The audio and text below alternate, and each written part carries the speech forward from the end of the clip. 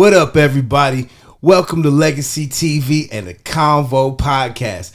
And you guys know we've been on a roll over here. And word on the streets is we are the best upcoming MMA podcast there is, especially out in the OC. And another thing I would say, we don't pay for no guests. They come here out of the respect and the love for what we're doing. And man, we've had some really great guests. But today, I'm bringing you another one. We don't stop over here. We just keep bringing you guys the OGs of this game, give you guys the history. And for those of you guys that don't know, this gentleman right here has been around in my town for a long time. I've known about him coming up when I was a white belt. I seen him fight. He was a champion in the WEC. It's an honor today to have Rob Razor Mccullough in the house. What's going on, my brother? Thanks, homie, for having me. Thank you. I appreciate you, bro. And, you know, we're going to try to keep it like PG-13 for you guys, you know, so we don't get all flagged by YouTube. But, yeah, we're going to have some fun here. And Rob's got a crazy story and a really cool story. So I'm excited to have you, brother. Thank you for taking the time, bro. Of course. Again, appreciate it, bro. I appreciate it. So let's get started. Just like I've been seeing you lately online a lot, bro. Like I've been seeing you like posting techniques and stuff, which is cool. Recently, did you just recently get your Brazilian Jiu-Jitsu black belt? I got my black belt 2021. Okay, I think 2021. Yeah, so still recently. Yeah, so I'm catching up here. Yeah, I'm yeah. Okay, he's got his black belt now too. That's dope. Congratulations. Thank you. Even though it's been a while, it's a very difficult accomplishment. I feel like, especially when you get it from somebody that you want to get it from and you have to actually put the work in. I'm sure you know how difficult it is and what a long road it is, and congratulations to that, brother. Thank you, bro. So let's get started. Let's give these fans and the people that watch the show, like, you know, I know you have been out here for a long time. Did you grow up in OC? I was born in Huntington Beach. I was raised till I was about 10 years old. My parents disguised they're splitting up by saying, "Hey, do you want to move with your sister?" She was moving to Alaska. She had just got married. So her husband at the time, my brother-in-law, was an instrumental piece of like me growing up and being who I am today. So, you know, he was like a father figure. Took me surfing, and I was scared of the water. You know, bought me a wetsuit, got me a motorcycle like on my 11th birthday. The guy was a G. So I moved to Alaska. I moved with him, and then I realized that my parents had split up, and I was like, "Hey, Mom, what are you doing?" She was like couch surfing, and I felt bad. So it was kind of in a weird spot, but I grew up here till I was 10. Moved from Huntington Beach to Alaska, bro. Yeah, bro. What a difference, right? Am I like? Bro, like completely. I had a homie that lived out there, and I heard this got its ares too that are kind of crazy out there. Yeah, dude, there's some gangsters there. It's crazy. You can find them anywhere, right? Bro. You know, if you're looking for it, you can find those guys anywhere you go. But yeah, like Huntington Beach and like Alaska. Wow, what a difference! Like, and you got to restart. Like, I'm assuming like you don't have any family out there. Did you have family out there? Well, I moved with my sister and her husband.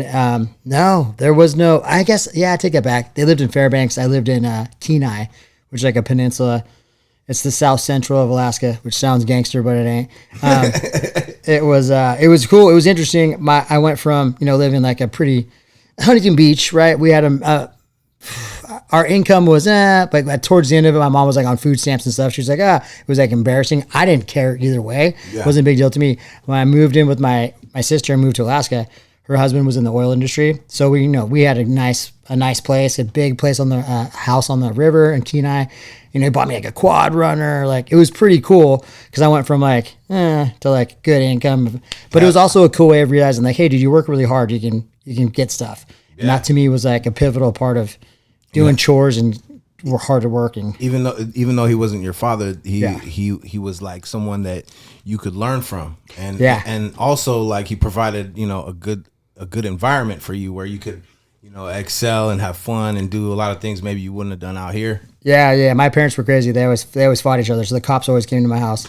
So to me, violence was just a form of communication. It wasn't something that like, oh, it's scary. It was like, okay, oh well, the cops are gonna come and they'll break it up, and then it's normal. It becomes normal. Yeah, and as I got older and I into my 20s, into my 30s, I realized like this isn't really normal, but I'm really good at fighting, and I'm not scared when I'm in the back. Like I'm gonna get paid to beat this dude up, and I'm not gonna go to jail for it. Like, yes.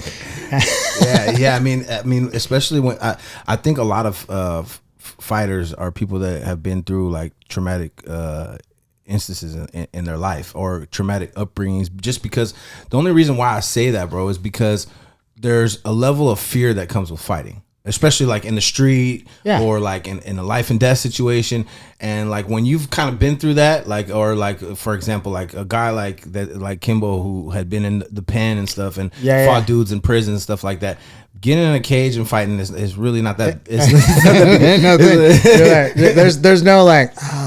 You're not getting anxiety of it. No. There's not like scared. I'm gonna be all right.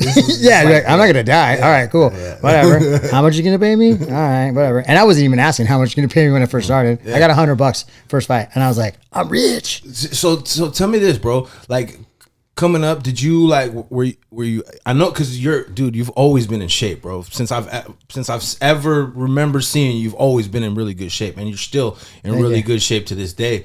Were you an athlete growing up in school? Did you do any sports? Did you wrestle? Yeah, I mean, I got attributed to my mom. My mom came home one day. I was probably 9, and she goes, "Mijo, I signed you up for football." And I go, "Mom, I don't know how to play football." She's like, "They're going to teach you." And I'm like, all right. And then she went to every single practice, every single game.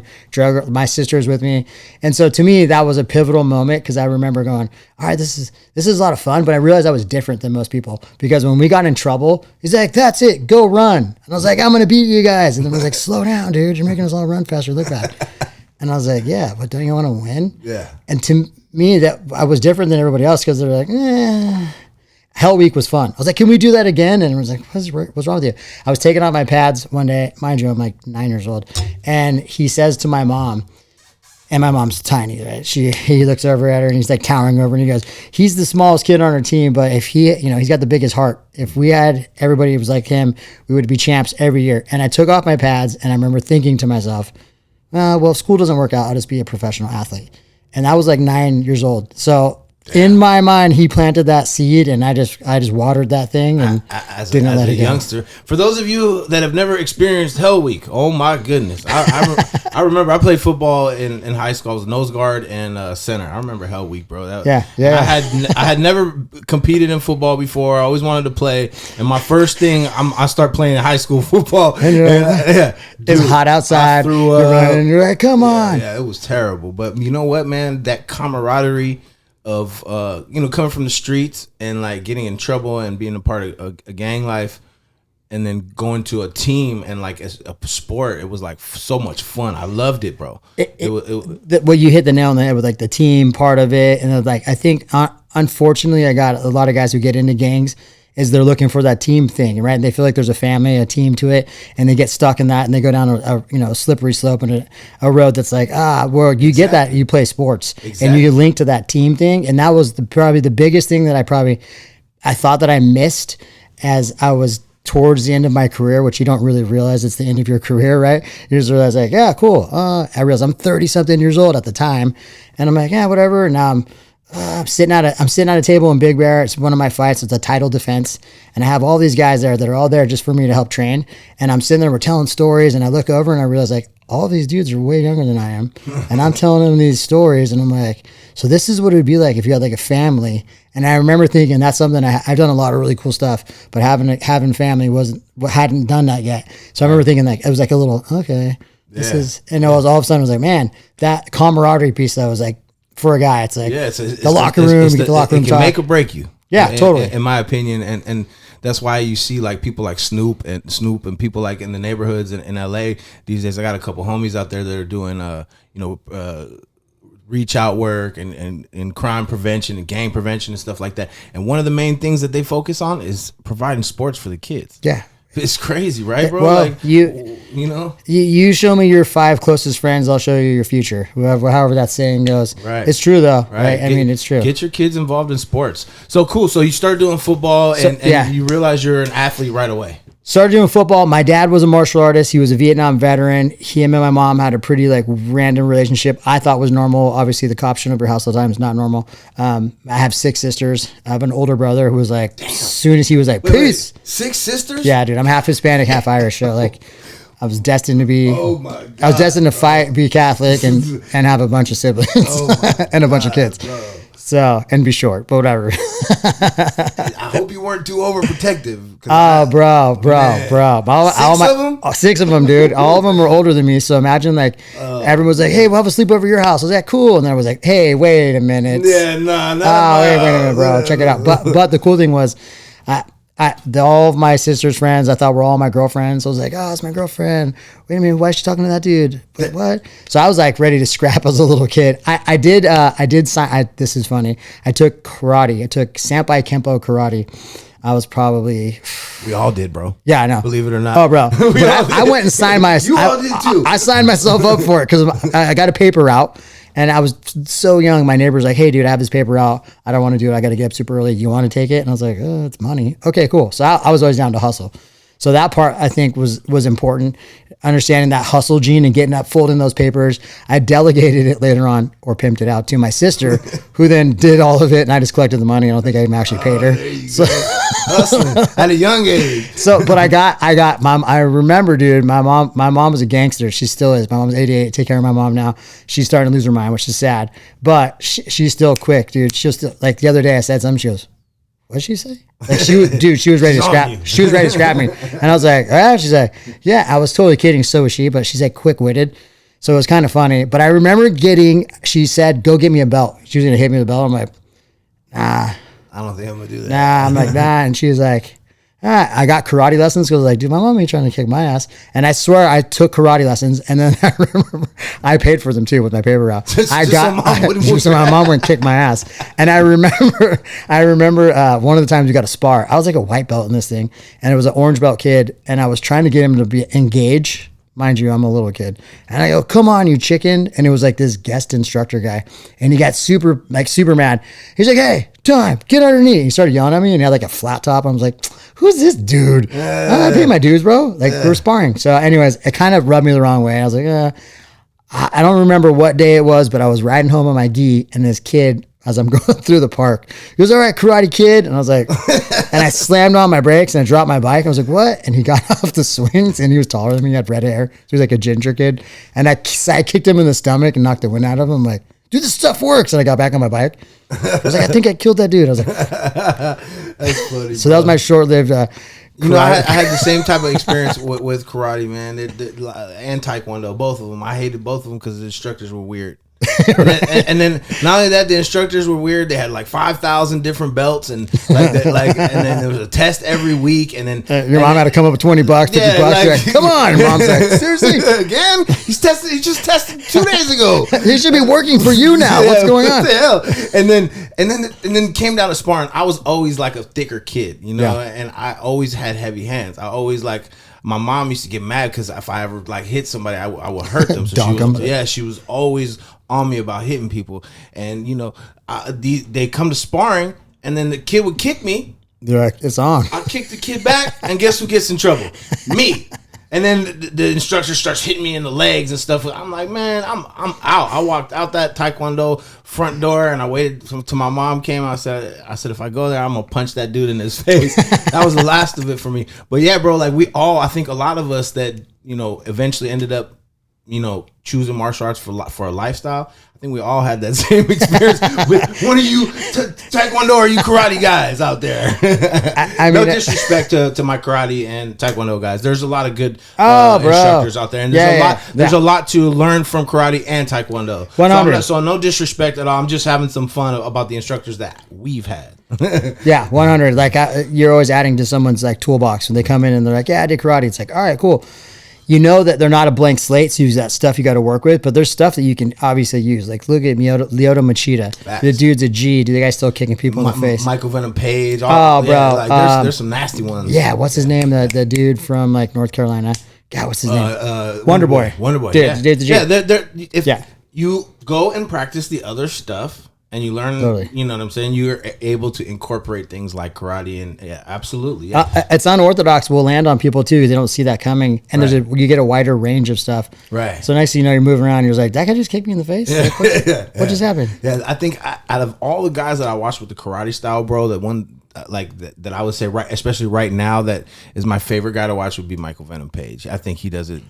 He's probably one of the, and he came to the UFC and he's looking good so far. Yeah, so hopefully he can keep making it look good. He's fun to watch, bro. He is fun to watch. Because I think the most important thing is you want to either watch the guy win because you're like, yeah, I got that dude. That dude's rad, or you're like, I want to see that guy get beat up. Yeah, why does he have his hands by his ankle? Why is he doing that? God, he should not be able to do that. Why don't you just punch him in the face? It's like, well, he knows how to use his range, so that's why he's not getting punched in the face. Yeah, see, he obviously practices that, guys, and that's why he's good at doing it when in the fights and stuff. Yeah, for sure.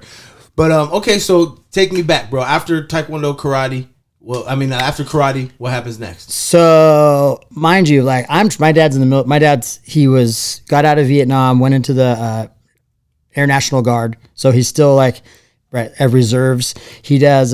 He works for like McDonnell Douglas and some other companies. He does like I don't remember what he did. He's like an engineer / builds stuff for airplanes and fixes them. He's a pilot. So he does all that stuff. He likes to run at night, so I go run with my dad. I'm a kid, dude. My dad's running 10 miles every night. So I'm like, can I go with you? As at night, mind you, I'm scared of the dark because I'm still a little kid. So he takes off running. I'm following him, and he's like not pacing. He's just going. He's running. So at some point, I'm like, okay, I'm kind of far away from home. Now we're out in the middle of nowhere running, and I'm like, you ever see the wetlands in like Bolsa Chica? Mm-hmm. We'd run through there. And he'd run all the way from where we lived to the pier and then back. So it was about 10 miles. That's a long time. So I'm running, and I realize, okay, dude, I can't even see him anymore. Should I just turn around? And I'm like, So I got really good at running. Let's just say that, and training, because that was just what you did. Yeah, that was what you did. I had commando lines in my backyard, so I literally been training my entire life. So that's what I thought you did. I thought you used to train and then you go to war, right? Join the military, and that's what a man does. Yeah, that's what I thought. That's what I figured. Fast forward, I moved to Alaska. I start wrestling. I'm horrible at wrestling, and all the dudes don't like me when I move there. I'm like, oh, that sucks. I have a couple of buddies, but like most of the dudes are like, it's the dude from California. And what grade was this? Sixth grade. Oh, okay. So like you started early. Yeah, like I'm a little kid, dude. Okay. Well, yeah. I was like, damn, okay. So you started early. But I understood some of the stuff, like fighting the hands, how to sprawl, hips, right, breaking the grip. I got all that stuff. I pulled a Granby off and that was like my thing. I'll hit a Granby. Then later on, I was like, you really give up your back if the dude knows you're going to do it? And it took me a long time. You watch when I fight Aoki. I hit him. He's like, thanks, bro. It's like, yeah. After that, I was like, I'm putting a gi on now. All right. I'm like, all right, I'm going to do this.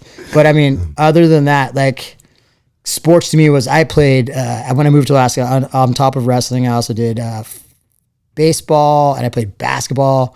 So you were just an all-around athlete, bro. Yeah, I just I liked sports. It was fun. And it was something I knew that was kind of good at doing because I could like muscle my way through stuff. Or not that I'm a big, strong dude, but I had the work ethic to go. So you start wrestling, you playing sports through a young age.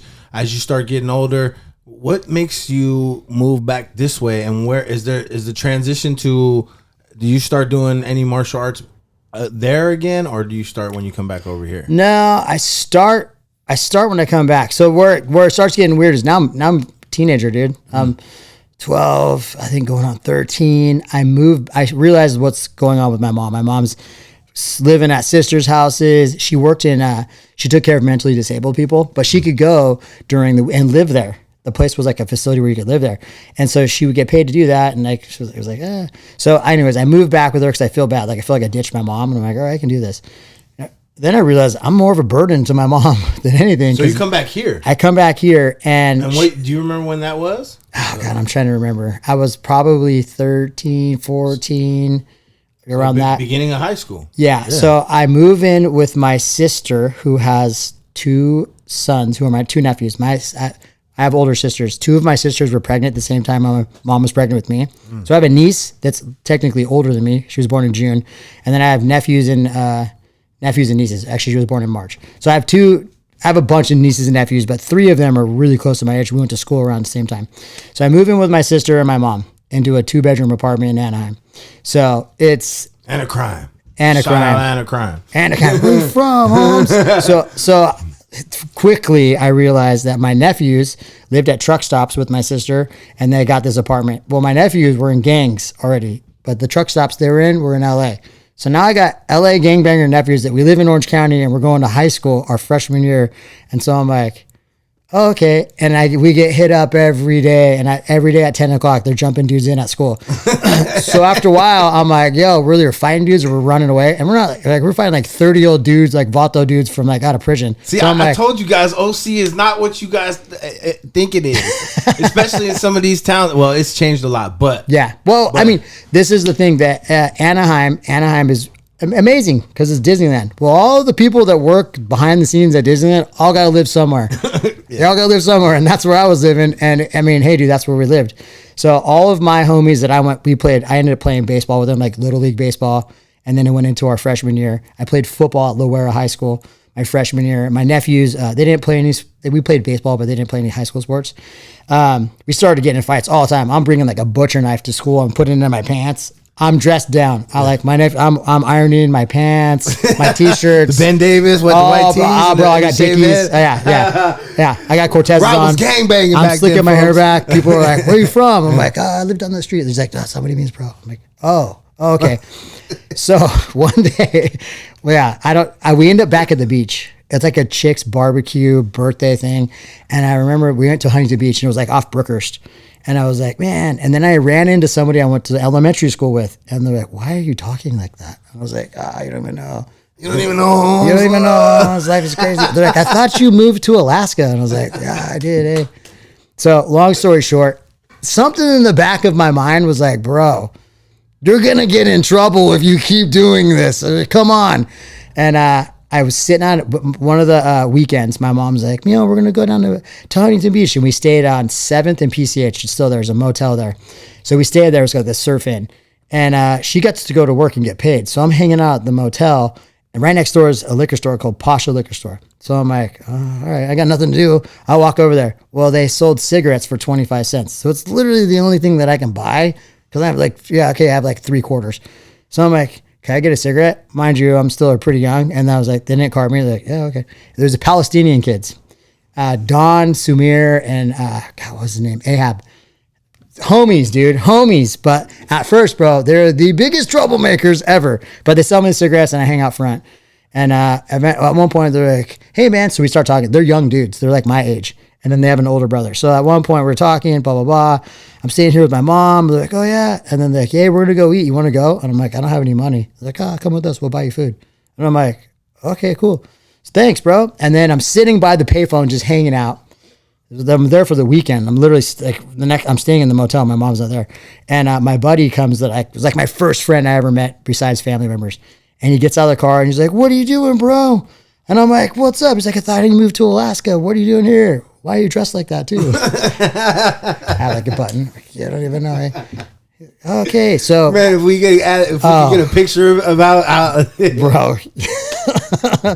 Right now, people just be like, dude, this guy's lying. And then my nephews and such like, no, it was like that back. Yeah, my nephews unfortunately are still locked up. They're institutionalized. It was really like that, growing up. And we're around the same age. I think you're 4 years older than me. Yeah, I'm 47. Yeah, so you're just a few years older than me, bro. So yeah, it was like that. I mean, it was like that out here. Yeah, and that's the thing that people didn't realize. It's like, well, I mean, dude, I moved to Anchorage, Alaska at one point, and there was gangbangers in Anchorage doing drive-bys. And people think, don't you live in igloos? I was like, no, dude, no, they're not living in igloos. So that being said, move, do that whole thing. My buddy that's there, he's in a truck with his other friend, and his other friend's like 16. So I have to be like 14 or 15. And he goes, hey, this is Mike. I'm like, what's up, Mike? And Mike's like, yeah, bro. He's like, dude, you could stay at my house. Mind you, I don't know this dude. So if you stay at my house, me and my mom and my sister live there. He's like, we never go in our garage. You can just live in the garage and be like your apartment. And they're like, bro, just move into Mike's. Oh, dude, just let's do it. And I'm like, all right, yeah. Go to Mike's house. Never lived in his garage. However, he had a couch in his bedroom. So I always slept on his couch. Well, Mike's sister, Heather, was dating Tito Ortiz. So it comes back full circle with the wrestling thing. Because mind you, I've already wrestled now. So now I'm like, this is after I wrestled in Alaska. So my buddy goes, oh yeah, Tito, he's a big dude. In high school, he was a big dude. So he comes over, we're there, and I'm rapping with him. He's like, yeah, I'm putting together this team. And my buddy turns around and goes, Rob used to wrestle, and starts trying to like snap me down. And I'm like, not happening, bro. And so we get into a scramble on this carpet. And he's like, bro, you got hips. And I'm like, And we get into it. And he goes, I'm putting together like a team, dude. It'd be cool if we get you on there. At this point, it's like, all right, I got validated by the tough guy at school. Like, and he's in high school then? He's in high school. We're going to Huntington Beach High School. So mind you, now I'm out of Loera because I just left. I'm like, all right, I'm over it. And my buddy's mom's like, are you going to school? I'm like, well, she's like, you can't just hang out here. You got to like enroll in school. Yeah. So I enroll in Huntington Beach High School. I explained to the dean, her name was Dean Martin. And it was a really pretty like brunette lady. She was super cool. She goes, hey, I commend the fact that you're staying in school and trying to stay out of trouble. She goes, I get like your mom and the whole situation. Here's what I'm going to do. You can come in. We'll work on it. You know, you just got to get up your thing. We'll try to get your records. So this lady's trying to work with me. Just come to school. Legit. I'm like, all right, cool. Thanks. So going to Huntington Beach High School, and that's where we're at this point. I'm like, all right, I'm surfing. I'm hanging out with my buddies. They tell me, hey, dude, you know these guys? There's like a gang, the straight edge guys. So straight edge is like all these kids who listen to like punk music. They don't do drugs. There's like these hardcore guys that don't eat meat and like all this other stuff. A bunch of my friends that I was in elementary school with, their older brother's like the tough guy of them all, and a bunch of my buddies. So basically, because they listen to music and they have X's on their hands. So I'm like, wait, hold on. Oh, you guys think you're like super hard, tough guys? I'm like fighting 30-year-old like Vato dudes in Anaheim, and I'm like, hold on, wait. Yeah. I'll put X's on my hands. Just go scrap some dudes. Yeah. And that's literally how I stayed at Mike's house. He goes, hey, bro, we like lifting weights and stuff. We're like lifting in his garage. He goes, I dropped my mom off at work, and I drove by this gym called LA Boxing. He's like, you got to swing by. I went in there. There's weights. We should go in there, check it out. So I go into there with him. The guy lets us work out. Come back again another time, and he goes, who was there when you went there? Do you remember? I ended up taking, Jason PARILLO was there. Was he there? Oh, bro, Jason. Shout out the homie Jason PARILLO. Oh, bro, he's the OG, dude. He's the OG. I love that dude. Yeah, Shoe shine. Yeah, he's told the story on here like of how the gym's open, all that. But it's cool to hear, coming like from somebody that came to the gym. It's like, oh, dude, that's dope. So that's how I really got started. Went there, took the class, and then I finally took a class because I was just lifting with my buddy. The guy at the front goes, and his name is Chris Stolzman. I still talk to the dude to this day. He goes, hey, bro, the owner's not here, man. He's like, you're going to have to get a membership. You're coming in. He's like, I'll write you something. Just bring me some money, and we'll figure it out. And I'm like, all right. So he's trying to work with me. I'm like, all right, I'll figure it out. Cool, thanks. He goes, you should take a class. Okay. Sean Mccullough is teaching the class. That's the dude who owns it, started it. So they wrap my hands, and I'm like, damn, these things stink, bro. But I take the class, and as he's walking around, he goes, hey, kid, you got a good kick. And I'm like, done. I'm be a world champ. And I just the dream is sold. Hey, dude, didn't let it go. All you need sometimes is somebody to give you some positive instruction, some feedback, some love, some support, some believing in you, and it's to the moon. Yeah, bro. You gotta believe in yourself too. Yeah, of course. Yeah, but I mean, someone can water that and plant a seed, bro. It's so important all day. Yeah, bro. That's so damn. So right away you start training LA boxing, and like your main coaches at the time are like literally I'm taking bad classes. So it's like whoever's teaching the bad class. It's probably Jason at some point. He taught a lot of the boxing ones, and then I'm trying to remember who else taught kickboxing and stuff. Sean did pretty much, Sean Mccullough. But these are bad classes. These are like, they're literally cardio bad classes. Yeah. So what, go ahead. So I'm living in Huntington Beach. The first LA boxing is in Costa Mesa. It's not close to my house. So in order for me to get there, it's on Newport Boulevard. Newport in Orangewood or something. It's UFC gym now? No, it's some other gym. I remember it was in the corner where the Denny's was, right? Oh, yeah. They moved it from, the OG spot was on Newport Boulevard. And like that's the one I remember. Yeah. Wilson, Newport Boulevard and Wilson, and then it moved up the street to like 17th Street. So going there, it was fun, but you had to drive there to get there, and I was like, all right, when I had a car, my buddies were buying a bag of weed, mind you, in high school, and the dude who brings it over is like this yoked, big head, pelon dude with scars on him, and everyone calls him Loco. There's not his real name. His name's Loco. And he's, hey, bro, you train? I'm wearing like a white thermal. And I'm all, yeah, at LA Boxing. And I think back now, he was like, and he goes, hey, man, you should come train with me at Brazilian Martial Arts. They do jiu-jitsu with Kleber Luciano, who didn't speak a word of English, and Mauricio Castillo. He taught Thai boxing. So I go, yeah, bro. He's like, hey, man, yeah, Thursday or something. Come, I'll pick you up. We'll go. I was like, all right, cool. We go. We do jiu-jitsu in a gi with Clever. And I'm like, all right, mind you, this is like 94. It's old school. Yeah. So I take the class and I'm like, oh, okay, it was kind of fun. Dude's just ripping me around. And then I'm like, oh, I'm the smallest dude there too. And then we do Thai boxing at the end of class with just boxing goes on. He makes everybody spar. So it's just shadow boxing in the mirror and then everybody spars. They're kicking each other and stuff. And I'm like, all right. And I realized like, this is kind of fun. Yeah. This is kind of fun. And afterwards, the dude goes, the loco guy, his name was Corey. He goes, hey, bro, you want to go to TK Burger and get some food? And I'm like, yeah, dog. Like, I'm down. I like to eat and I don't got any money. So yeah, I'll go. And I'm like, bro, I'll go train with this guy and I'm going to get like food, bro, all day. Man. So every time he has to train, I'm like, yeah, bro, I'm down. Let's go. So that's literally how I really started getting the first, my introduction was LA boxing, where I started actually sparring stuff was at Brazilian martial arts. And then my instructor, Mauricio, was the Thai boxing guy. I gravitated more to the stand-up. He got a job. They opened an LA boxing in Huntington Beach. And he didn't speak really good English. He spoke Portuguese. Well, my mom speaks fluent Spanish, so I understand. I got in trouble and everything was all the bad words. So I got all the bad words down. So I'm like, hey, Mauricio. And he's like, oh, hubby. I'm like, bro, I got you. He's like, you come with me and we teach together. I'm like, yeah, dude. So I'm like his assistant instructor. So I get a free membership, which is dope. And it's closer to my house. So now I can go there all the time. I could ride my bike. Yeah. Mind you, now I'm living with another friend. Yeah. I moved from the Mike guy's house down the street to my other buddy Brian's house. His mom is divorced, got the house in the divorce. She's super upset because her husband had left for the secretary. So he left her the house though. So it's her son he's a little bit older than I am, a year or two, and her and us living in the house. And it was like, all right, cool. So I'm like riding my bike to the gym. I'm in the classes, and then one day the guy who teaches most of the classes goes, hey, bro. Yo, I had my hands wrapped too. He goes, yo, teach this class. He's like, I'm going to go across the street and get drunk. And I'm like, I was going to take the class. He goes, here's $20. I'm like, all right, everyone, let's go. Jumping jacks. And I just, everyone, say less. Yeah, just go.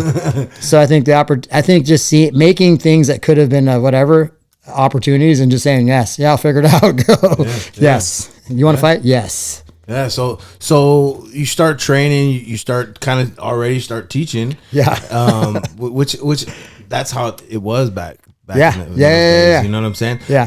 What leads you into wanting to compete? What is it that makes you want to fight? I mean, if you're gonna be at, if you're gonna be in a gym and a bunch of people are gonna be staring at you and you're gonna be giving them instruction.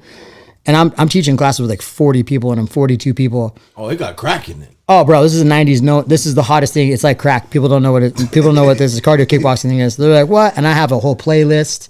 No one told me to do this. And you're cool. Well, I mean, that's subjective. Depends on who you ask. Well, yeah. I'm just having fun, dude. The one thing Sean told me is he goes, hey, bro, I got to appreciate. He's like, you like taking this serious. I was like, yeah. He's like, you went and got brand new shoes. He's like, you got on like the jumpsuit at work. Like, bro, like dressed for the occasion. Yeah, and I'm like, hey, dress for success, bro. Yeah, so yeah. I'm like, yeah, you look good, you feel good. Yeah, exactly. Yeah. You're gonna, hey, man, all my stuff matches. All right, let's do this. Yeah. So I right, and maybe that was from like thinking of ironing my shirts and stuff. Who knows, right? It took a little bit with me. So Tower Records, right? There was a whole thing people to skip. Like, we didn't have playlists and iPods. You had to go to Tower Records and listen to the music. Warehouse. Yeah, or Warehouse. So Warehouse Entertainment. No one told. No, they're like, everyone's like, what is that? They're like, what is he talking about? So I would go there and listen to music, and I wasn't that I listened to like EDM or like techno. I don't even think they called it EDM, but it had a like dun dun dun. I was like, all right, if a bunch of chicks are in my class, I want them to be moving the whole time. I'm just gonna get them a good workout. I'm not gonna cheese ball. I'm gonna show them the stuff that I'm actually throwing and the combos I do.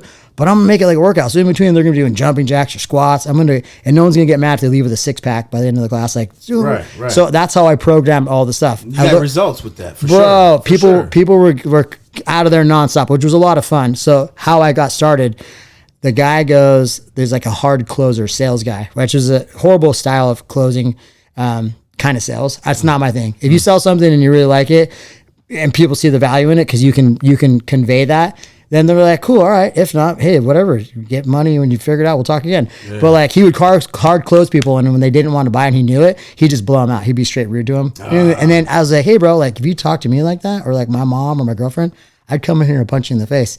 And he goes, you know the difference between you and most people? You're a fighter guy. He's like, most people ain't coming into a gym to punch them in the face. And I was like, oh, he's going on the fact like averages. Yeah. Man, those dudes just want to punch in the face just for thinking like that. Yeah, I was like, man, that's a punk attitude. Yeah. But whatever. I was like, well, he ever talks to me like that, I'm punching him in the face. 100%. I told him that too one time. I was like, hey, bro, if you do some shit, I go, I'll throw you through the window. And it was like a window that was like close.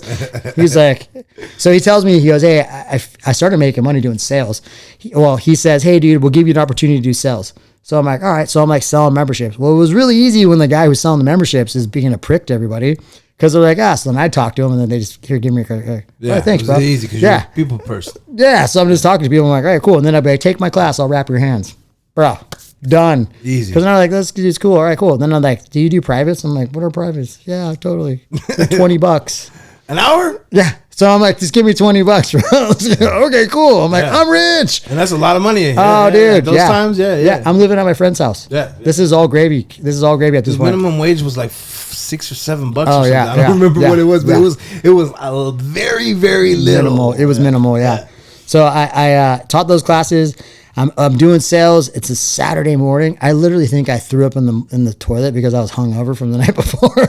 And I'm sitting there. It's like 9:00. And this dude rolls in and he has his son with him who looks like he's my age. He's all looked out with like a bandana and he's like this and he's holding his bag and the guy goes, hey man, you have any sparring for my kid? They're not even members. And I go, how much does your kid weigh? He's like, 140. And I'm like, that's about how much I weighed at the time. And I go, I'll spar with your kid. And he goes, can I videotape it? And I was like, yeah. And he goes, all right, cool. So we'll just set up right here. And there's a big ring. So there's a VHS recorder. This is the VHS, right? There's like this big, and he puts it on a tripod. I find some shin pads and headgear, put it on. Most of the sparring I did though wasn't like real. I didn't have feedback. It wasn't like I wasn't working with a specific coach on like, hey, here's what we're doing. Like my coach was like the guy, and he didn't even really hold mitts for me. He just like he'd tell me that he'd shadow box combo. I'd watch. I shadow box combo. I'd do bag work. That was about it. So I'm in there sparring with. I have a video of it too. I just digitized a bunch of stuff, and I was like, "Bro, this is awesome." I have it. I think I posted it. So I sparred the dude, and I'm like, "Oh, it's fun." I didn't really know what I was doing. I was just trying to hit him with bombs. Well, he had footwork, and he was good. So he'd move in, he'd pop me, and he'd pop out, and he'd throw a kick, and he'd move. But he was toying with me, and I'm trying to hit him with bombs. It was fun. He realized, like, dude, this dude's. And I wasn't getting tired. I used to run all the time because of my dad. That's just something I would do. That's still something I trained super hard, and I'm my late 40s now. My kids train super hard. It's just something I do because I emulated. That's what I thought we did. Cardio, and that's it was fun. Yeah. Well, I run every night. I forgot that part. I would run every night 5 miles in the sand at the beach, even in high school. So all my homies were like, "Hey, bro, we're gonna go buy a bag of weed. We're gonna go this." I was like, "Cool, all right. I'll put 5 on it, but I'm gonna go run first." And they're like, "Why?" Like, "Why not?" And they're like, "What do you mean?" I was like, and I'd be thinking about that the whole time, running down the beach, like, all right, this is going to get better. This is going to pay off. This is going to pay off. And I mean, thank God it did. Yeah. So that's how I got started. The kid's dad, I spar with him. He says to me when we get done, "What'd you think?" I go, "That was fun." His son pulls a belt out of his bag, and he has a championship belt. He's like the ISK California State kickboxing champion. And I'm like, "Oh, Freddie Medrano, shout out to a homie." Shout out. So Santa Fe Springs kickboxing. So that's where they're from. He goes, "You want to fight?" And I go, "Yeah." And he goes, "Keep training and we'll get you a fight in like a month." Cool. So I had one smoker fight. So they don't even do smoker fights anymore. Smoker fight is released in California. You wear headgear, shin pads, and then when you show up, they just match somebody up. It was like, he's got as many fights. We did them at Joe's gym. Yeah, dude. Those were like back in the day. Yeah. They don't even do it, which sucks now. No, they don't. Well, you can do them, but you have to commission and stuff. Right. Yeah. So long story short, I do a smoker fight at John McVale's place. And at the time, I think John Wayne Parr was training, I think there before or right after, which is kind of funny. So I have one fight with this dude. I can't remember the guy's name. David Blocker was his name. It was his birthday. He does all this like guts up to his katas and jumps before we fight. And I'm like, oh, and I was like, ooh, dude, who's fighting this guy? I'm like, I'm punching that dude in the face. I have a video of that one too. And we just go at it. We're going back and forth. And I went on a decision. And it was the dude's birthday too. So I was like, oh, sorry, bro. I beat you on your birthday. But it was fun. And the kid's dad goes, Freddie's dad goes, hey, dude, what'd you think? And I go, bro, that's fun. Yeah. It's not fun. He goes, you want to fight again? And I go, yeah. And he goes, keep training. We'll get you a fight in like a month. And I go, all right, cool. So now I'm like, all right, I got to fight in a month. I don't know where I'm fighting or who I'm fighting. I think it's a smoker fight still. he goes, all right, you're fighting in Vegas. I fought at the Four Queens against one of Master Toddy's guys, Master Toddy's like a legit Thai boxing guy. I fought one of his dudes, and the dude was huge. And I knocked the dude out. I hit him with overhand, donked him. He clipped me first. I hit the rope, and I recoiled and hit him in the face. And he kind of went like sideways, and I started hitting him, and they stopped the fight. And I'm like, yeah, I literally got $100. I got a trophy. And my buddies, they came out from high school to watch. So they're like, no way. Mind you, now I'm like probably 18 years old. So all my buddies, just as I'm walking out are walking into this ballroom at the Four Queens. It's on like Fremont Street down the downtown part. I walk in, they're walking in, and I smile at them. Cause like, bro, I was just like, dude, this is what I was meant to do. Yeah. And I realized later on, like in my life, that's not normal. Like the whole way I grew up, I was literally designed. I was programmed to do this. Well, yes, it's not normal for everybody, but for you, it was the path that God had set forth for you, bro. It was the fact that like where people can get really like tense and there's like this, right? Oh no, there's a conflict, fight or flight. I was like, this is my time, dude. I feel like I'm at home right now. Yeah. I feel like I'm at home. My parents are going to scrap, but the cops ain't coming, so someone's going to get beat up. Yeah. And I was like, and I'm going to get paid for it. Hey, and I hope you're going to try to kill me because I'm going to try to kill you. That's how I looked at every single one of those. And I was like, and then just kept getting paid more. And then, I'm like, well, I'm on TV. I was like, all right, cool. So before we get to the MMA, how many, like, did you do a lot of like because I got your career here, you know, but before because I know you have a lot of MMA fights, bro, but before.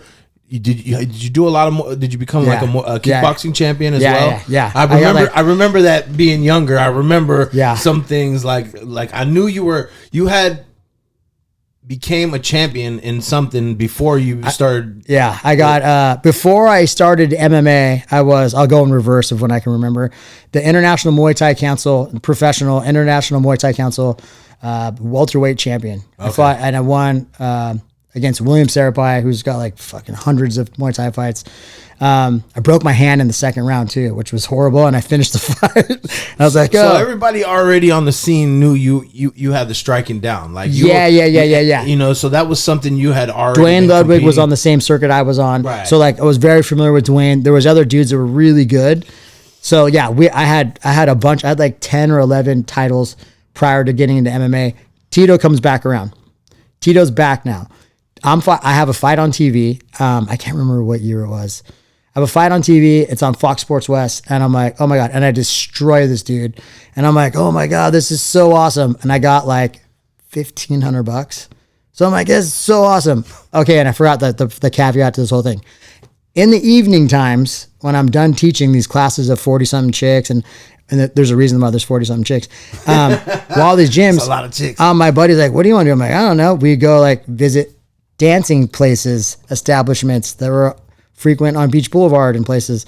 So the next thing you know, I'm at all these places all the time, and I like this particular ones because they don't serve alcohol. So I'm not getting myself in trouble other than a bunch of girls. Right. And all these girls got to eat at some time. So the later I show up with my buddies, the later they're like, do you want to go get breakfast? And I'm like, yes. Yeah. And then the door guys are like, hey bro, you got a fight? Come on. I'm like, yeah, dude, we got a gym down the street. Everybody gets memberships.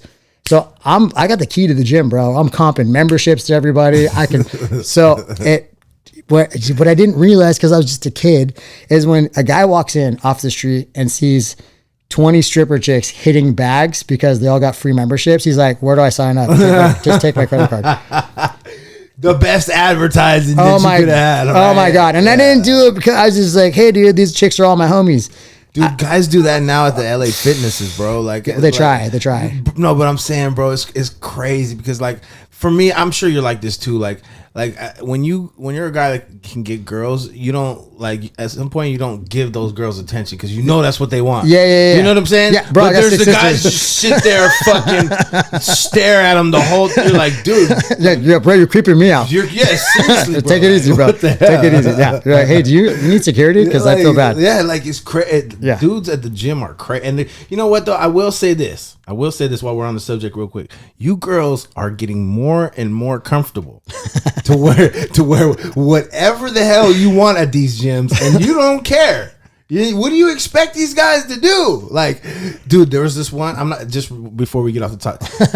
I'm not kidding, bro. She looked like she came to the thing in like a bikini, like a small little white, see through, and white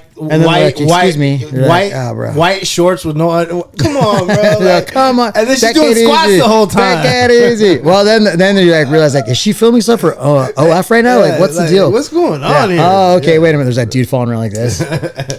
But so yeah, that is a great advertisement, bro. So you're killing it with that. So yeah. So now Tito comes back around. Tito comes back. Thank you for bringing that back. I was been lost. That was fun. See, but these are the things people want to hear. Yeah. So I mean, it's us people try to replicate that after the fact, and it was just like, hey, whatever.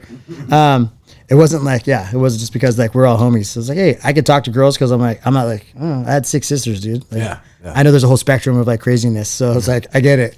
So anyways, Tito comes back around. I'm teaching a sparring class now at the LA Boxing in Huntington Beach. I'm also now teaching at numerous LA Boxings that they're starting to open up, which is amazing also because I'm selling tickets to my fights, and one's in Tustin, which is not near Huntington Beach. One's in the Costa Mesa, the original location.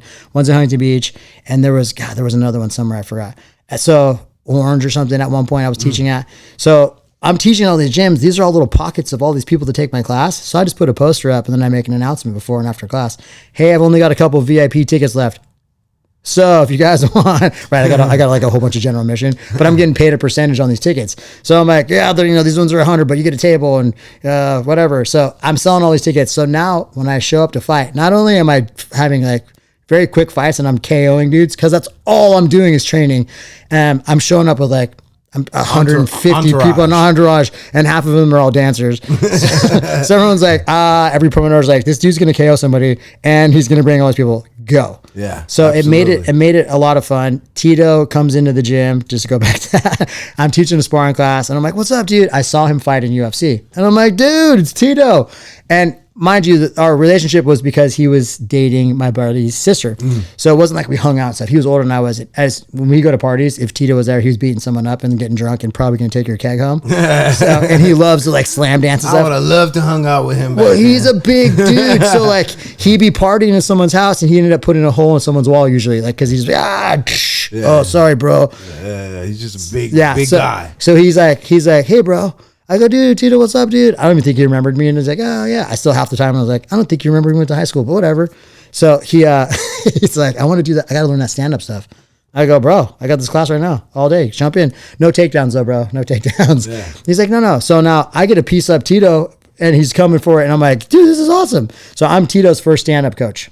Wow. So Tito's first stand-up coach, and I go, bro, I'm running every night. Here's something super funny. In the 90s, it was really weird because the FDA didn't moderate a lot of stuff. So ephedrine was like, and everything that had anything to do with the gym. Lose weight, have energy, ephedrine. If you know what ephedrine is, that's what they make meth out of. Mm-hmm. So we had a drink thing at our LA Boxing. They had these Ripped Force drinks. Oh my gosh, I would drink like 3 a day. So I was out of my mind. All I was doing was taking class, teaching class, going home, and then I was going home doing push-ups and dumbbells and running, and then you were a nut. I just pass out, I'd wake up and I'd go back.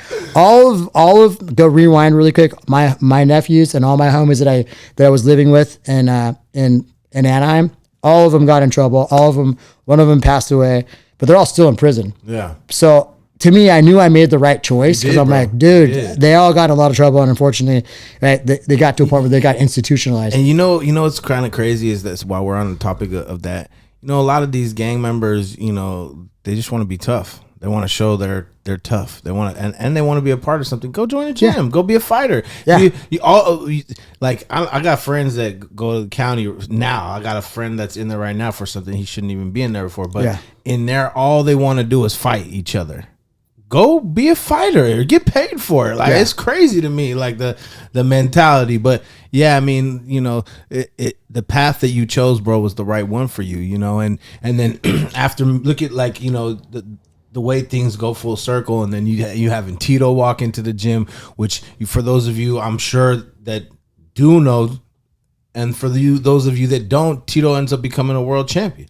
He fights UFC world champion. He fights Vanderlei Silva in Japan. I don't go to the fight. He wins the belt and he says, "I want to thank Rob McCullough," and starts naming a bunch of people. Yeah. So now it's like, bro, it's like have you seen the TV show or the movie Entourage? You just become like the homie becomes famous and he brings all his homies along. Yeah. Well, I was already winning local circuit fights and I was doing well. Well, all of a sudden we're not just jumping in a car to go somewhere. We're getting on planes and we're on jets to go to fly over here. And people want to come train with you guys. People want to come. Well, now everybody's coming to train with Tito, and I get the collateral of it all. So I'm like, oh, if Randy Couture comes, Matt Lindland, Rampage came from our gym. Right. So he started training, came to our gym, and I was like, oh, bro, this is so awesome. But he was just Rampage. He was just this dude who came in and he was, and he still trains at our gym. Yeah. But like the list would go on. Chuck Liddell slept in the parking lot in his Chevy S10. He had a cracked windshield. I won't forget. And then at one point he was sleeping at Tito's house. Yeah. Like I think, because of Tito's like beef with Dana, yeah. I think people forget how important Tito was to the UFC in those days. Bro, he was the man, and in Orange County at that time, like he was the man. Oh, bro, he's still the man when you go places. Because I was like, of course, we'll be somewhere mid bite anywhere, a restaurant, someone, and people are like, can I take a picture of him? And he's such a G. He's the nicest dude. All the other stuff he does as an act. It's like, oh yeah, he does that as an act. He's a good dude. He'll be like, yeah, man, sure, hold on, take a picture. No, he's a good, humble dude. He's a great fighter as well. Good father. All of that. He was from Santa Ana. Bro. From my town. So shout out to Tito, man, and what a great career and what a good dude, man. And he was a good dude. He was a good dude. And I believe does not get the credit from the UFC that he deserves, and a lot of those guys don't. Yeah, I mean, it was just a rough. I'm homies with Dana. Dana's my boy. Like, he was Tito's manager. Yeah. So we all hung out in the same limos and went to the same fights together, and then like they had beef. I was like, no. At one point, they were going to fight each other. I remember. Dana has hands, dude. Yeah, Dana's in good box. shape. Yeah. He can box and he can scrap, dude. Yeah. People don't think that. Still to this day, like he takes his shirt off, he's jacked. Yeah. He looks like oh, he's jacked, dude. No. He can scrap. And so when him and Tito were gonna go at it, Tito's like, hey, bro. Like normally after fights he'd take time off, away from the gym, do his thing, and get back on it. He's like, hey, bro, I want to meet me. I think I'm going to end up boxing. And I'm like, all right. And then apparently it was supposed to go on it was supposed to be just them. And then Dana was going to put it on Spike and it was going to be publicized. And then he goes, oh, dude, I'm not doing it. I was like, okay. All right. Dana called me and was like, hey, is your boy going to do this or not? I was like, yeah, bro, he's training. Yeah. And then he didn't do it. So it was like, oh, dude. And then still like, it sucked, but I mean, it is what it is. I hate to be in the middle of it with the homies because I got a bunch of homies that they did business. Yeah, when you got guys on both sides, you can't you gotta just kind of stay out of it. You got to stay out of it. I know. I'm like, hey, dude, I'm Switzerland. That's all. Yeah, it's all you can do. Yeah. At the end of the day, y'all got your beef, but I'm cool with both. So I'm just gonna see my way out of y'all issue. So you go on to MMA, bro. You start in the WEC. You have a lot of fights. You have your wins, your losses. You come back to the WEC. Your submissions, knockouts, TKOs, lots of TKOs on your record. Your favorite fight, I don't know. In my opinion, it's probably becoming the WEC champ. But I'm take me through your career. Look back on it. What do you when you think back on your career? What was your favorite moments on your career? It was Olaf Alfonso. I think that was his last name. Oh, the Olaf dude. That was a fun one because prior to us fighting, I was cornering one of my homies in a fight up in Lemoore, California, and I'm in the back and I see this dude and it's him and he looks like a crazy Jesus dude. He's got sweatpants on. He's talking all kinds of talk. And I'm like, who is this dude? And he's like, no one wants to fight me. I'll take on 55ers. Apparently he was fighting like 170. And he was kind of like the poster boy guy because he was a weirdo and he was really tough. So like, it was hard to put him away. I don't think he had been finished. So I was like, I didn't like that dude because he was talking smack. And then he fought one of my training partners who's like my boy and he armbarred him. And my boy's really good at grappling. And I'm like, oh, now I really hate that guy. and then They did the whole, I can't remember which WC it was, but it was kind of like, to my mind, it was their poster boy and they were just trying to say. Olaf was WEC 19. Okay. Yeah. So WEC 19 and what I think in my mind, I took it personal. Like they think I'm just a stand-up guy because I'm a champion at stand-up. So people are like, it was hard for them to get me fights. I cut weight to go up there one time. This happened more than once. And I like my homie got lost. Big Perm was the guy driving. And he goes, sorry, dog. I think I got lost. We're dark. It's like middle of the night. I have plastics on the heater. It's like a 4-hour drive and he's lost. So I'm like, I cut way more weight than I need to. Finds a spot. We pull in and the guy goes, hey bro, Scott at the time, he's the president. He goes, hey man, so check it out. We got your guy came in to weigh in and he was from Utah and he was a purple belt, good scrappy guy. We told him he was fighting a kickboxer and he saw that it was you. And he said, I have that dude's VHS instructional tapes. I'm not fighting that guy. He goes, so he backed out, but we have another guy. And I'm like, okay, well, I just cut a bunch of weight. He's like, yeah, hey dude, try to submit this guy, and I'm thinking to myself, oh, okay. So in my mind, I'm like crazy. I'm like, oh, you think, okay, this dude probably thinks he's going to knock me out. So I'm all mad. I'm like, oh yeah, totally. I'm going to submit him. I'm like, I'm going to kill this guy. And the dude comes in, he flexes on me in the cage, and I think I kicked him in the face and punched him and knocked him out. And it was like this. That was over quick. But I was getting like $1,500 a fight. I fought in K1, I think, before that, and I got $6,000. That's good as a fighter, you opposed to what you were getting. Yeah. $1,500, $6,000. I'm like, dude, I could do this. But I was like, all right, how many times a year can I pull off one of these fights? I just read that book, Rich Dad, Poor Dad. So that book made me start thinking, hey, I have a lot of goals. But they're all fitness, martial arts goals, no financial goals.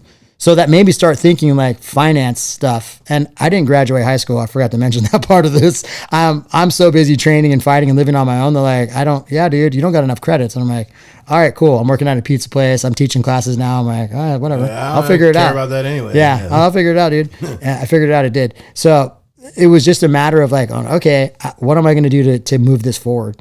So it was interesting to go, okay, I got $8,000 to do that. I'm like, bro, I would kick these dudes in the face all day. And Tito was like, you need to start wrestling, dude, because you're going to get some. I'm like, bro, I got $6,000 wrestling right here. He's like, bro, you're going to go against some dudes, all right? And you don't want to do that on a big stage. Well, Dana's his manager. So Dana's my homie. I'm like, Dana, put me in the UFC. I'm already a Muay Thai champion. Like, a Thai boxing guy. Like, put me in. He's like, Tito wants you to wrestle some more first. I'm like, yeah, okay, dude, sure. So after the end of practices with all of the dudes that were coming in to train with Tito, I jump into grapple dudes. I'm getting smoked, but like by high level dudes. And I'm like, yeah, in my mind, I'm like, if this is a real fight though, I would just blast you in the face. Yeah, I'd be blasting you in the face. Well, in their mind, this is a real fight. And they just subbed me and ragdolled me around. I was like, pfft. So that was the thing that I think a lot of guys that are really good at one thing or the other you just get stuck on it. You're a grappler and you're like, and that was kind of why I wanted to do MMA was the money part of it, but it wasn't really that. It was that when you walk in, there's that unspoken, the strikers over there think they're super hard because they're going to knock you out. And all the grappler dudes are like, I'll rip your arms off and choke you with it. So you always feel it. And you're kind of there. And I was like, I want to be able to do both. I want to be able to do both, dude. I'm not a big dude either. So, and in the back of my mind, I'm still protecting my sisters, right? So I'm like, hey, bro, I want to get good at this as I can. Yeah. And it wasn't like, it was pretty much for bigger dudes. It wasn't, there was a lightweight This is what I was going to say to you too, bro. Is like, people don't understand, like right now, like in MMA, especially for people that are, competing at a high level, there's a lot more money in it. Yeah. When you were doing it, bro, you were doing it more, I believe, for the love, because there wasn't much money in it. Yeah. And you took all these fights and it's people like you that build the sport. And I feel like a lot of those early stages were like trial and error too, because you don't know what works yet fully. You guys were kind of going through those stages of finding out. Yeah. And you guys had it down here. You guys had the team punishment. Yeah, you guys did your thing. You had a great career. You became a WEC champ. Tito became a champ. You were on the Ultimate Fighter as a coach as well. Yeah, how many times? Twice. I watched. That's what I was gonna say. It wasn't just once. I know you made it to the Ultimate Fighter as a coach, which is a lot of respect to that. I feel like one of the things that I've tried to do the most on this show is bring the coaches on, because I feel like, you guys love the fighters, but without the people in the background, without those guys that are sacrificing their time to be there to make those fighters the best they can be, there is no fighter. Yeah. You know what I'm saying? Yeah. So I feel like, and especially like guys like you, like that, you know, that made the sport evolve and made it bigger. And like you said, there was in the at the time when you were competing, like the lighter weight classes were not that big in the UFC either. Yeah, they were big. There wasn't a lot of lighter ones. There was the smallest where they went was 55. Right. And it wasn't a real big thing. Jens Pulver was a guy, and then BJ Penn. Yeah. And then at one point they took it out. Right. Right. So, yeah. So it was like, oh no, I'm put all my eggs in this one basket. No. All right, it's cool. I'll just be a person. I remember thinking that too. Me and my homie Tiki started a gym 2001, HB Ultimate Training Center, because he was like, hey bro, like, shout out Tiki, another OG. Yeah, Tiki's OG. He's my boy. Yeah. He's still my business partner too. Razor Striking System. So we just met. We're like 19, and he was like, yeah. We get on the topic of talking, and one of them was like, hey bro, what are you doing tonight? Want to go to this club? Want to go to this club on Beach Boulevard? He's like, yeah. I was like, you could drive because you have a nice car.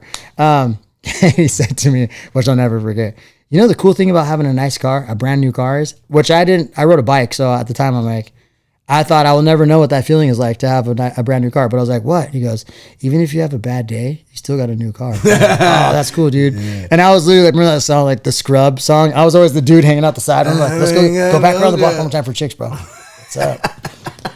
And then, so I mad props to Tiki because he was always setting up the bro. Move. Well, that, and he was just like, hey dude, like, you know, he was looking like, hey, if we do this. And I was like, yeah. He seems like he's got a real like he's sharp dude, business mind. Yeah, and so he was like, I want to open a gym, and I'm like, how lame? Why do you open a gym? I'm like, I'm gonna be a world champion. And he was like, yeah, but you got to train somewhere. And I was like, oh, okay, whatever. So the gym thing, thank God, was that started. But like, your partner's in something, like I'm there, I'm making money. I'm not there. It's like, hey dude, I'm not like shoveling cash in my pocket. Right. And people always attribute to like, hey, how did you the success of, okay, yeah, you want $100 for your first fight. I was living at my friend's house, so I had no bills. Right. So everything I was making was like gravy money. But I have a really good knack of being able to hold on to cash, which is good. Probably because I grew up towards the end of being poor. So I was like, I don't want to be poor again. So I was hiding money, burying money, putting it in safety deposit boxes. So that helped. And then not having an overhead, right? Then I was like, okay, do I want a car payment? Not really. Can I buy that car and just pay it off? Or I was always trying to think of like, how do I keep the money that I'm making? So that was also an important piece. And obviously reading books about that kind of stuff. Cause I was like I said, I didn't graduate high school. So I'd pick up a book and be like, all right, about finance. Okay. This is pretty interesting. Yeah. And that's what I was gonna get to, because I remember when we first started talking, and as we get closer to the end of this podcast, because I would love to have you back on board. Oh, bro, we got, like I said, I'm sure we didn't even probably touch on hardly any of the stories that you got, but like as you get done with your career, I remember you were telling me you were getting close to the end of your career and you were starting to really think back, like as you look back and your career comes to a close, did you already had, because in the beginning, before you were really fighting, you were already in the teaching business. You were. I was teaching before I was fighting. Right. So in the end, this wasn't like, oh, I'm gonna be a fighter and that's it.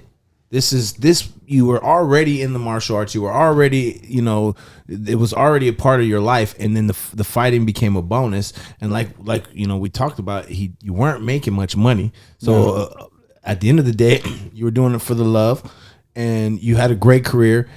And as your career comes to a close, as Rob Mccullough is getting ready to put down the gloves, your mindset is, what does the rest of life look like?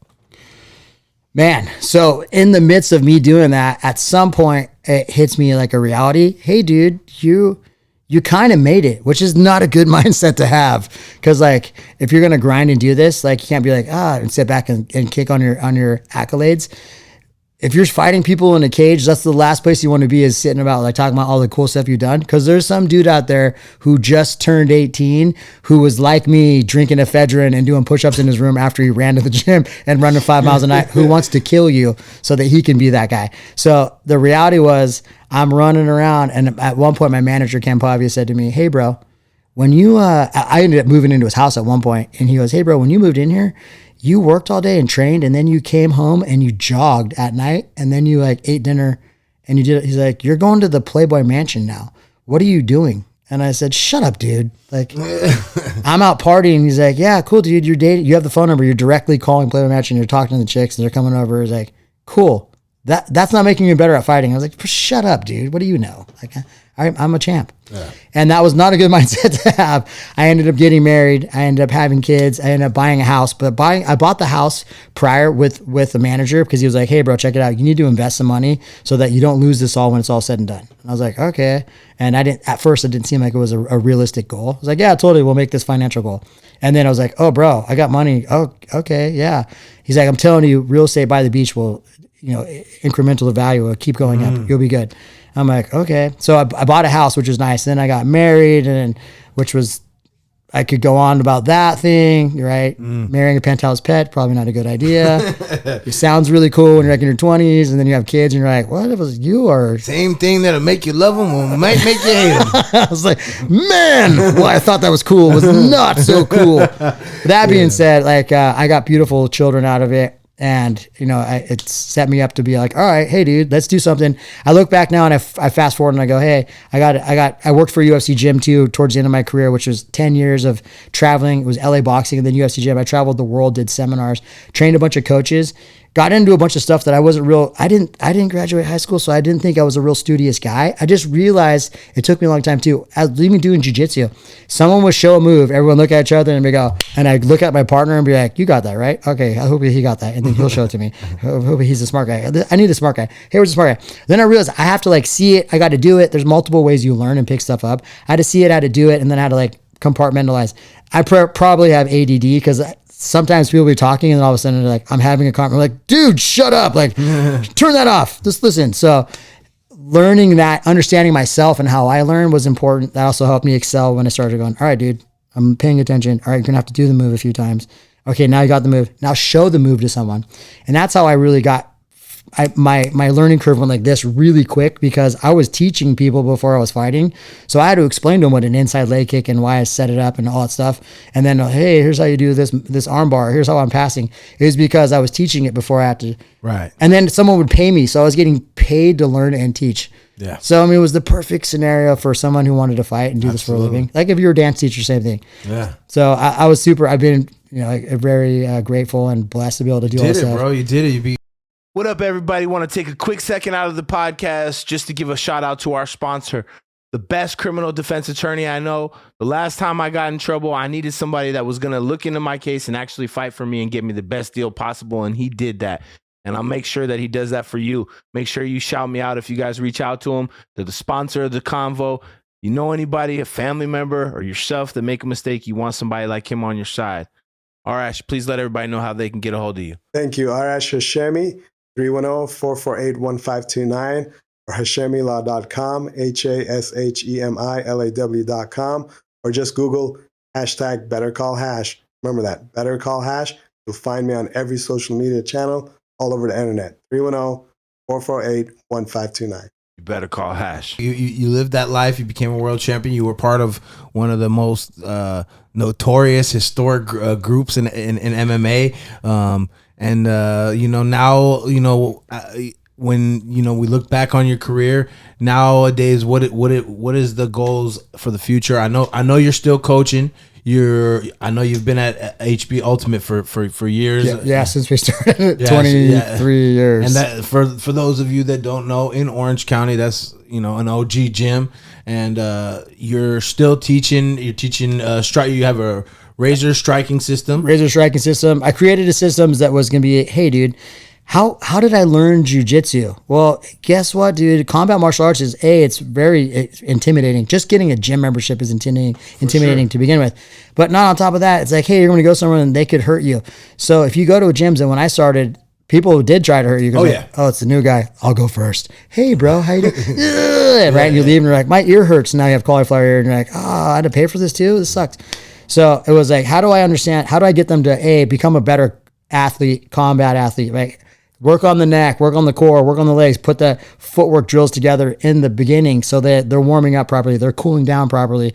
And then I have a coach certification that comes along with it. So the coaches understand the same verbiage. So I'm not calling this something else and he's calling this something else and now everyone's confused. going over that piece of it so everybody understands we're all saying the same thing. There's a warm-up, there's a cool down. They have fundamentals, offense, defense, and then it just builds. There's 23 lessons in it. That's striking 101. They got to do as an attendance card. It's a progression system, so everybody gets a band on their right wrist when they first start. You show up 20 times to a class. You're proficient in the techniques. You can do all the measurables, we call it, which is push-ups, sit-ups, squats. Push-up, sit-up, squats. Yeah, they do neck exercises too at the end. And if you can't do those, there's a serious problem there, guys. Well, and you don't realize it because you kind of just keep putting in. Some people don't realize that they can't do them until somebody tells them to do it. What was funny is when I first started the thing, I just created it, started teaching the class. I'm like, all right, guys, we're gonna do 50, and I'm doing the push-ups, and I got to like 27, and I'm like. Oh, dude, 50's kind of hard. Yeah, I'm looking at everybody else. They're looking at me laying on the floor. I'm like, come on, keep going. All right, I'm going to make this less push-ups next time. So it was a trial and error of doing it while I actually taught too. So I was like, all right, we're on a working document here. Here we go. Yeah. So creating that. And then I realized like, hey, dude, there's going to be a lot more to it. We ended up adopting the Henner system combatives jiu-jitsu system at our school at HB Ultimate. He was filming The Ultimate Fighter with my partner Tiki for Brian Ortega's season just recently. And him and Henner were in Vegas. They're talking. He's like, yeah, RAZOROB, blah, blah, blah. And he goes, yeah. He said, my boy Razor's got his curriculum for striking. And he just Henner's like, hey, tells Tiki, so this is what I've heard. Hey, you can use my format because I know it works. I have all these affiliates, couple hundred around the world. This works. Yep. Put in the meat and potatoes. So I had the meat and potatoes. The one piece that we needed to clear up, though, what I wasn't real sure is he has a thing called combatives. So before you go to do jiu-jitsu at a Gracie certified gym, combatives, you have to go through combatives course. And so basically, they show you the move, your partner shows you the move, you do the move, they do the move, you go on to the next move.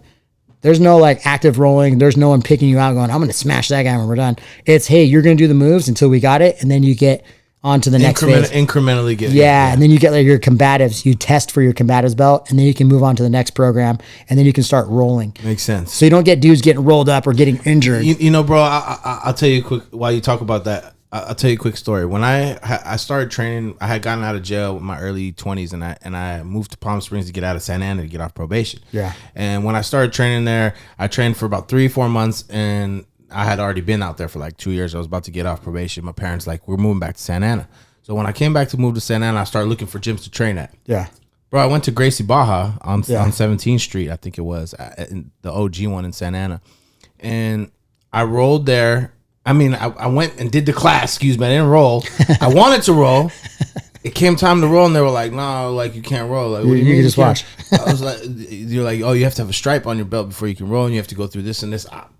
I took off. I was like, man, I already been rolling like 4 months. Yeah. But when I look back, you lose a lot of beginners in jiu-jitsu and MMA because they get their asses kicked. It's a humbling experience. So bad that they don't want to do it again. Yeah. They get nervous that, their arm almost breaks. They're like, wait, well, their ribs hurt, their neck hurts, and then they start making the list of excuses. So what I'm long story short, what I'm saying is I now, being wiser and being this longer in the game, I realize that is a much better way of keeping people there in the beginning, so at least they know a little bit before they get smashed.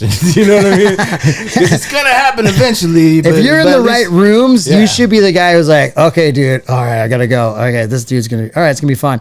If you're in the room and you're smashing everybody, you're not in the right room. You're not growing, and you're probably gonna have a big chip on your shoulder and like tell everybody you do UFC at bars. So you don't want to be that guy. No. So it was creating the student you want to keep. And I want to create this for people that are going to have to use it, right? I'm still in the mindset of having 6 sisters and I have an elderly mom that, hey, dude, my mom could probably still scrap, dude. I jokingly wrist controlled her the other day. I was like, I was in a hip bumper. My mom's much shorter than I am. And I'm not a big dude.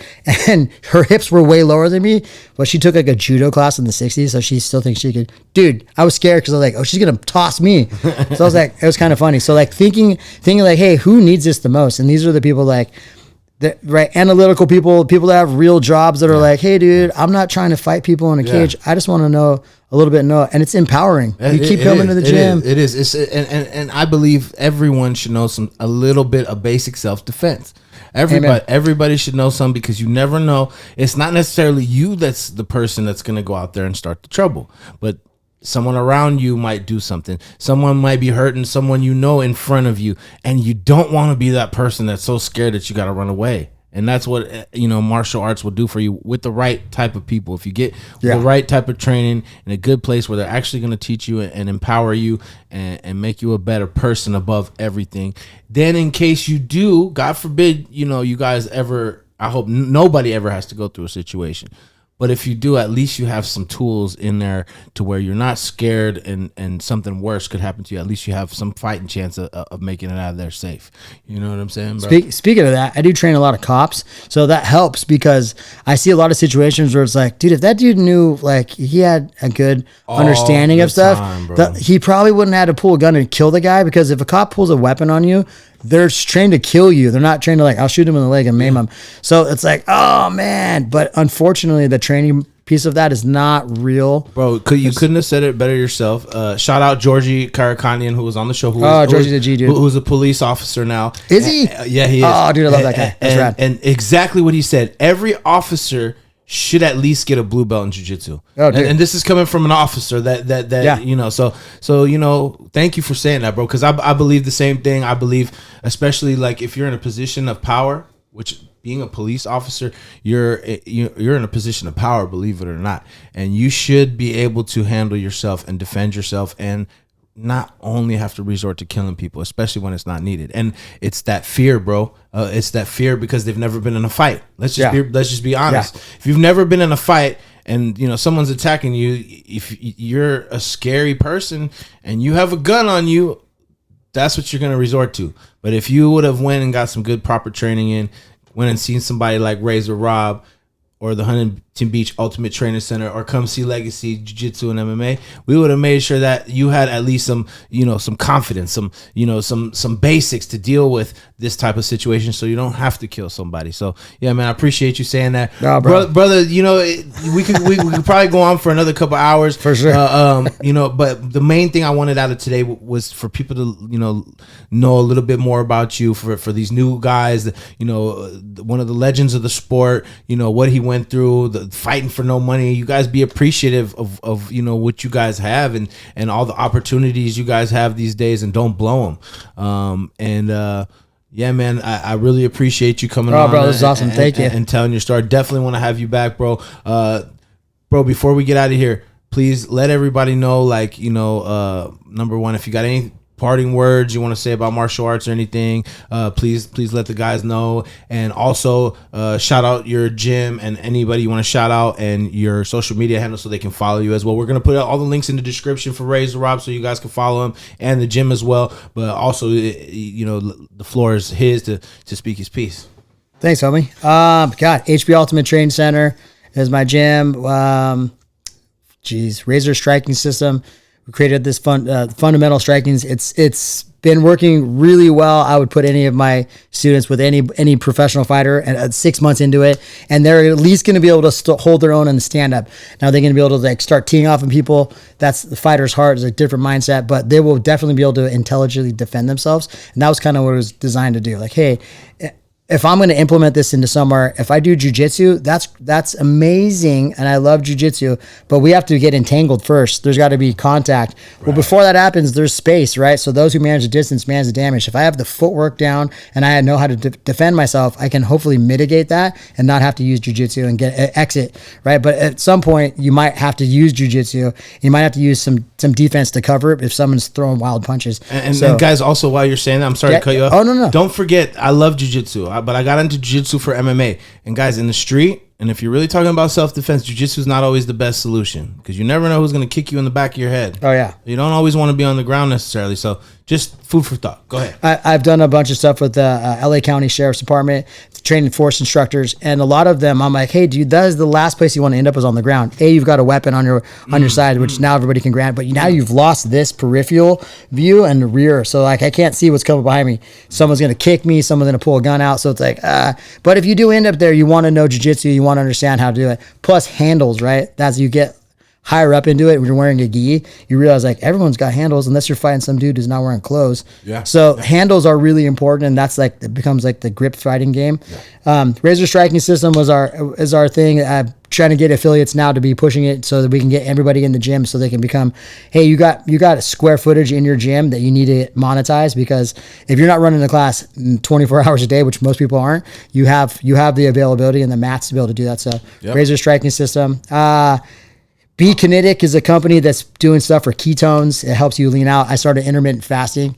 My wife jokingly said to me while we were going back and forth, okay, old fat guy. I was like, oh, yeah? I used to get shredded just for fun and for work, but now I'm just going to get shredded just for fun. So that intermittent fasting part helped. The Be Kinetic, you go to bekinetic.com. It's KENTE. It's TIK is the last part of it. Be Kinetic. We're gonna put the link in it. Yeah, we'll put the links. They make drinks, so it gets you into that ketosis. So people that do like the keto diet, it's pretty strict if you do keto, and if you add carbohydrates at any point, you just go and blow back up. Yeah. With this, you're just drinking the drink, so you don't have to have the restrictive dieting, and it still has to have a pill that you do interfast. So if you're intermittent fasting, it means there's a 16-hour period where you don't eat food. Most of it, half of it I'm sleeping, and the other half I'm like, all right, I can eat something or I can drink something. I take that pill in the morning, 2 of them. It gives you enough energy. God, I could go on forever. I'm trying to think. Your Instagram? At RAZOROB, RAZOROB. So it's just one R, RAZOROB. Shoyoroll, thanks for the geese. You guys are awesome. They make quality stuff too. I know I'm sure I can forget somebody and they'll be like, are you serious, bro? Shout out all his coaches. Shout out all his training partners. Waldemiro Perez, thank you, bro. I wouldn't have jiu-jitsu if it weren't you, bro. Shout out Shani Smash, your wife. Shout out to my wife, Shani Smash. Shout out the kids. Triple G. Yeah, my kids. Oh man, just wait till you have teenagers if you don't. If you do, man. You feeling me? Don't even get started there, bro, man. I'm already knowing, man. It's rough. It's rough. Hey, I'm always down to it. I'm an open book. So if people send me messages, they're asking about stuff, I get it all the time too. Like, hey, bro, something about food or something about training. I'm always down. So just shoot me in my DMs and I'll answer it. I promise. Oh, yeah. Sometimes it might take me a little minute, but I will respond. A man of the people for real. And as we're wrapping up, bro, I'll tell you guys a little funny story, okay? And I was telling Rob this, and I've told it on the show a couple times. Back in the days when I was like really getting in trouble, and living that bad life, I had things in the car I shouldn't have, and I was riding around selling my CDs. Matter of fact, the CD is sitting up right over here. I at this time I knew who he was, and I pull up in the gas station. I remember exactly where it was because it's on Dyer in Santa Ana, and there's a Shell gas station there, and across the street there was the corporate UFC offices. And I used to sell CDs around that area because I knew the UFC gym was there. And I just happened to see RAZOROB Mccullough. So I'm like, I pull up on him and he's probably like, what the hell is this dude? This, thug looking dude hit me up for it. I try to sell him his CDs, like, man. And he walked into the store. But you guys see, like, in that time of my life, I was not living a good life. I was not doing positive things. And even though I was trying to get out of, the mess I was in with the music, I still was doing things wrong. But look full circle what happens, you start doing things right. You start, being a positive person, change your life, get involved in martial arts, do the positive things. The podcast is blowing up. And look who came to bless me on the show. My man. Bro, thank you so much. Of course, bro. Thank you. This has been an honor, bro. Like I say to a lot of you guys that I've had on the show, you guys do not get the respect you deserve. And I'm glad that I may not be the only one, but at least I can bring a little bit of eyes back on you and say, give you your flowers. And man, what you contributed to the MMA community, being a fighter, being a coach, respect, my brother. Thank you. Thank you for coming on the show. And he also brought a picture with the WEC belt that he's gonna sign that we're gonna hang up in the podcast. And my brother, I appreciate you. Yeah, of course. Thank you. I appreciate it, dude. RAZOROB Mccullough, WEC champ, Huntington Beach Ultimate Training Center. Guys, hope you like the show. Like, subscribe, tell your mama and your daddy. We'll see you on the next one. Peace.